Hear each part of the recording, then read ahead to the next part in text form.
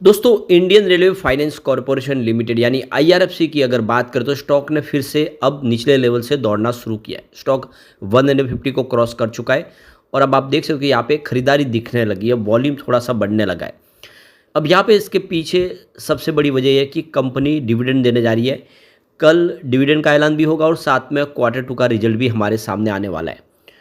तो क्या इस समय इन्वेस्टमेंट का ये सही मौका है? मार्केट एक्सपर्ट क्या कह रहे हैं स्टॉक को लेकर, उसको समझने की कोशिश करेंगे।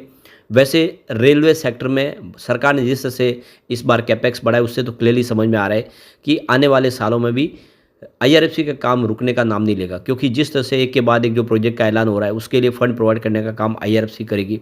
ऐसे में इसकी प्राइस बढ़ सकती है, कोई इसमें दो राय नहीं है। तो क्या हमें निवेश करना चाहिए, क्योंकि इस समय एफआई बाजार से निकल रहे, जिसकी वजह से बाजार में नरमी छाई हुई है। लेकिन क्या ये दौर खत्म होगा और फिर एक नई तेजी शुरू होगी, जानेंगे इस वीडियो के माध्यम से। और क्वार्टर टू की क्या संभावना है उसको भी समझेंगे। लेकिन फ्रेंड्स, उससे पहले अगर आप पहली बार हमारे चैनल पे आए तो चैनल को सब्सक्राइब कर दीजिए, एक बेल आइकॉन दबा दीजिए ताकि जब भी नया वीडियो बने पहला नोटिफिकेशन आपको मिले। वीडियो पसंद आए तो लाइक से जरूर कीजिए। चलो फ्रेंड्स, वीडियो स्टार्ट करते हैं। मैं हूँ आपका दोस्त एस पी दवे और हमारे अपने चैनल ऑनलाइन कमाई में आपका बहुत बहुत स्वागत है। तो सबसे पहले आईआरएफसी के कारोबार की बात कर ले तो फ्राइडे को 157 पर क्लोजिंग थी। मोर ट्रेडिंग में पॉजिटिव क्लोजिंग थी और स्टॉक काफ़ी ठीक लग रहा है इस समय। अब आप देख सकते हो कि 4 नवंबर कल आ चुका है और कल आप देख सकते हो कि आईआरएफसी के लिए काफ़ी बड़ा दिन साबित होगा। कल डिविडेंड का ऐलान तो हो गई, साथ में क्वार्टर टू का रिजल्ट भी हमारे सामने आएगा। और जो इसको लेकर मार्केट एक्सपर्ट बुलिश है और यहाँ पे 175 तक का टारगेट दे रहे हैं। तो कंपनी लगातार डिविडेंड दे रही है। साल में 2 बार आईआरएफसी डिविडेंड देती है, एक बार फाइनल डिविडेंड और एक बार इंटरिम डिविडेंड देती है। इसकी रिकॉर्ड डेट भी फिक्स हो चुकी है 12 नवंबर। इसका मतलब यह है कि अभी आप शेयर खरीदोगे तो आपको डिविडेंड का फ़ायदा मिल जाएगा। आपको 12 नवंबर के पहले पहले शेयर खरीदने हैं, यानी 12 नवंबर को आपके डीमैट अकाउंट में शेयर होने चाहिए, तभी आप एलिजिबल है डिविडेंड के लिए। ये आपको खास ध्यान रखना है। तो अभी आपके पास मौका है, आप इस समय निवेश कर सकते हैं। आप चाहे तो रिजल्ट का इंतजार करें, रिजल्ट देख ले एक बार, उसके बाद भी निवेश करें, क्योंकि समय है 4 तारीख के बाद 12 तारीख के बीच में काफ़ी समय है और वो 8 दिन के अंदर आप शेयर खरीदेंगे तो आपको डिविडेंड का फ़ायदा मिल जाएगा। आईआरएफसी के शेयर ने पिछले एक सप्ताह में 17% का शानदार रिटर्न दिया है। लास्ट 2 साल में यहाँ पे 600% का मल्टी बैग रिटर्न दिया है। एफआई ने यहाँ पे अपनी होल्डिंग ट्रिम की है। 1.11% की होल्डिंग थी जून क्वार्टर में, जो 1.09% की है सितंबर में। लेकिन यहाँ पे सिर्फ आईआरएफसी में उनका निवेश नहीं घटा, बल्कि उन्होंने ओवरऑल बाजार से अपना निवेश कम किया। अक्टूबर मंथ में उन्होंने बहुत भारी बिकवाली की है, यहाँ तक कि कोविड काल के रिकॉर्ड को भी तोड़ा है उन्होंने। बिकवाली उनकी बहुत ज़बरदस्त, यानी 1 लाख करोड़ के ऊपर की बिकवाली की है उन्होंने। तो यहाँ पे देखो कि आईआरएफसी ने आईपीओ की लिस्टिंग के बाद अभी तक 8 बार डिविडेंड ऑलरेडी डिक्लेयर कर दिया है। 17 फरवरी 2021 में देखो कंपनी ने पहली बार डिविडेंड दिया था। उसके बाद से लगातार ही बहुत ही बेहतर डिविडेंड मिला और सभी स्टॉक जितने पीएसयू स्टॉक हैं वो अच्छा डिविडेंड ही देते हैं, उनमें आपको अच्छा बेनिफिट ही मिलता है। और ये स्टॉक जिसने, तो आप देखें तो कोविड काल के दौरान जब इसका आईपीओ आया था उस दौरान को आप समझ सकते हो कि लिस्टिंग ही डिस्काउंट में हो गई थी। बहुत ही सस्ता आईपीओ दिया गया, उसके बावजूद भी लोगों ने इसको लेकर कोई खास रेस्पॉन्स नहीं दिखाया और आईपीओ प्राइस से नीचे काफ़ी समय तक, साल 1.5 साल तक स्टॉक रहा। लेकिन जब दौड़ा तो एक मल्टी बैग रिटर्न साबित हुआ। 10-20 रुपये का स्टॉक जो था, 20 रुपये का स्टॉक 200 को पार कर गया, बहुत ही ज़बरदस्त रिटर्न दिया।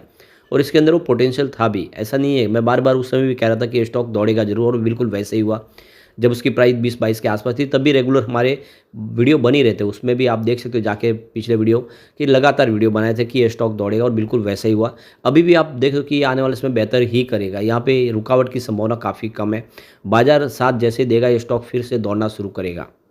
तो इस बार करीब 80 पैसे डिविडेंड की संभावना बन रही है, यानी जो पिछले ट्रैक रिकॉर्ड के हिसाब से इस बार भी 80 पैसे का डिविडेंड कंपनी दे सकती है। अब यहाँ पे आईआरएफसी के स्टॉक को लेकर स्टॉक बॉक्स ने इसमें बाय की रिकमेंडेशन की है। उन्होंने इसका जो टारगेट रखा है 175 रुपीज़ पर शेयर रखा है। स्टॉप लॉस 141 का लगा के आपको इसमें खरीदारी करनी है। तो काफ़ी अच्छे टारगेट दिखाई दे रहे स्टॉक बॉक्स इस समय बुलिश है। दूसरी तरफ SEBI registered analyst AR Ramachandran भी इस समय स्टॉक को लेकर बुलिश है। उनका कहना है कि जो डेली चार्ट पैटर्न पे स्टॉक बुलिश दिखा रहा है और इसका जो सपोर्ट 143 के आसपास है। स्टॉक के लिए जो रेजिस्टेंस है 156 का है। इसको पार करने के बाद जो टारगेट आगे दिखाई देगा वो 171 का होगा। तो AR रामचंद्रन भी इस समय खरीदारी की सलाह दे रहे हैं।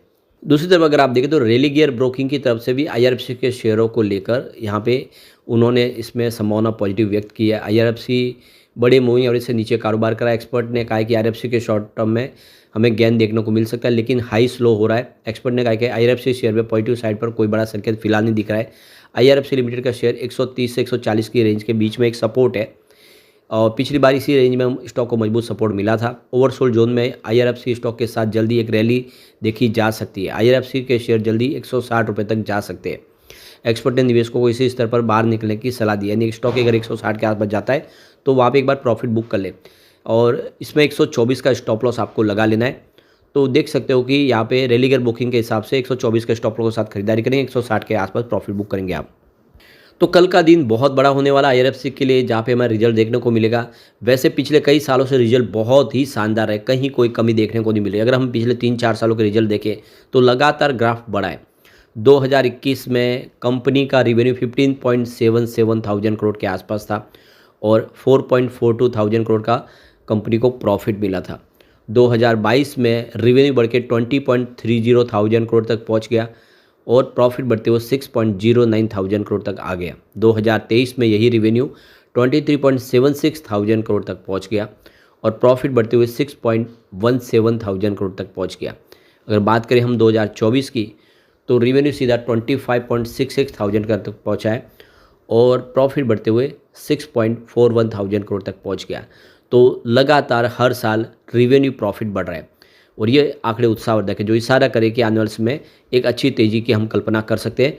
फंडामेंटली कंपनी मजबूत है क्योंकि यहाँ पे किसी भी प्रकार के टैक्स के दायरे से इस स्टॉक को सरकार ने बाहर रखा है।